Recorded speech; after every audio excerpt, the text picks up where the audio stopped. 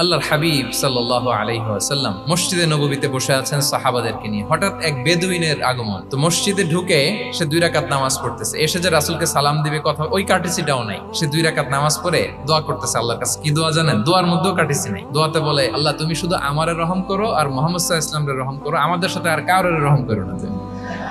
দোয়ায় অন্যদের জন্য দোয়া করলে যে নিজের লাভ এটা সে জানতো না। তো তিনি ফলো করতে লাগলেন যে দেখি লোকটা কি করে। তো লোকটা দোয়া টোয়া করেই এবার যে মসজিদের এক কর্নারে বসে ওখানেই পেশাব করা শুরু করলো। মানে কোনো কার্টিসি নিয়ম ভদ্রতা তার জানা নাই। তো তাকে পেশাব করতে দেখে বাকি লোকেরা তো তাকে ধরতে গেল, মারতে গেল। রাসূল সাল্লাল্লাহু আলাইহি ওয়াসাল্লাম বললেন, রাখো রাখো, আরে থামো থামো, কাজ সারতে দাও। তো সবাইকে তিনি থামালেন, ও সারলো। এবার রাসূল সাল্লাল্লাহু আলাইহি ওয়াসাল্লাম বললেন, কি অবস্থা তোমার, কোত্থেকে আসছো? সব খোঁজ খবর নিয়ে বললেন যে তুমি যে এইখানে নামাজ পড়লা, এরপরে আবার এই কাজটা সারলা, তুমি কি জানো এইখানে আল্লাহর জিকির করা হয়, এটা আমাদের ইবাদতগাহ, এইখানে কি এমন কাজটা করা তোমার ঠিক হলো? সে তো লজ্জায় কাচুমাচু হয়ে রাসূল সাল্লাল্লাহু আলাইহি ওয়াসাল্লামের কাছে ক্ষমা চেয়ে গেছে। সুবহানাল্লাহ।